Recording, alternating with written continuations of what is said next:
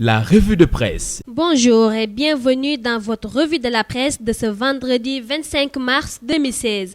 Gorcha Wahdia rejette résolument les résultats du référendum, c'est le titre qui barre la une du journal L'Observateur. D'après le journal, les leaders de l'opposition, considérant que 75,87% des électeurs sénégalais ont rejeté le projet de réforme constitutionnelle, soit en s'abstenant, soit en votant non, déclare Mamadou Diop Decroix. Pour lui, le rejet qui a été opéré par les électeurs sénégalais aurait été plus massif si le oui n'avait pas été artificiellement gonflé par les pratiques répréhensibles du président de la République et de son clan.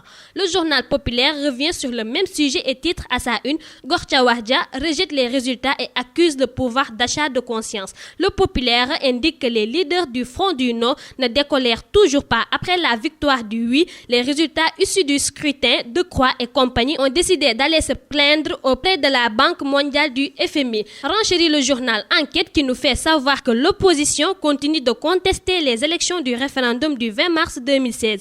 Ainsi, Mamadou Diop Decroix et ses camarades exigent un audit du fichier électoral en présence d'experts de l'opposition et la révision du code électoral. Ces propos ne laissent pas indifférent Aminata Touré, ancien premier ministre qui, dans l'Observateur, déclare « Le Front du Non a fini par éclater ». Sur ce coup-ci, elle n'est pas mimie avec les perdants du référendum, selon l'Observateur.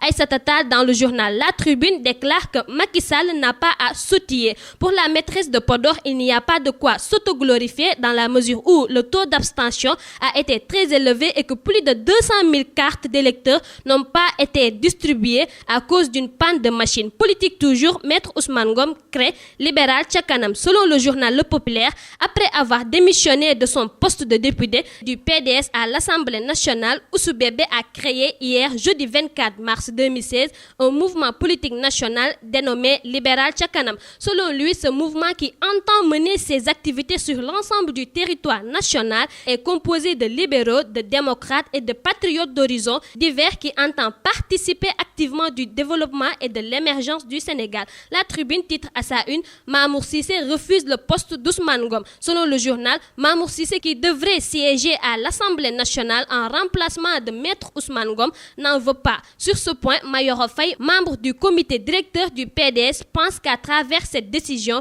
le leader du PSD, Djantbi, a montré qu'il avait de la morale et de l'éthique en politique, contrairement à certains hommes qui ne s'en soucient guère. Intéressons-nous au journal Libération qui titre à sa une « 464 tonnes de sacs pourris interceptés ». Selon le journal, 464,4 tonnes de riz avariés et impropres à la consommation allaient inonder le marché. N'eût été la vigilance des gendarmes enquêteurs de la brigade territoriale de Thiaroye. Le Populaire revient sur le même sujet en nous informant que 484 tonnes de riz périmés d'une valeur de 1,2 milliard ont été saisies. Le journal Stade titre à sa une 115 buts inscrits par les 26 sélectionnés. Les Lions ont de quoi exploser le menant. D'après le journal, hormis les 3 portiers, les 26 Lions sélectionnés par Aliou Cissé pour la double confrontation avec le Niger, seuls les défenseurs Lamine Gassama, Lamine Sané, Kalidou Koulibaly, Pape Souaré et Boukari Dramé n'ont pas inscrit de but cette saison. Ce qui nous permet de terminer avec le journal Le Populaire qui titre à sa une « Un camion fou fait un mort et 17 blessés. Les jeunes de Ouakam manifestent et exigent l'ouverture du tronçon ».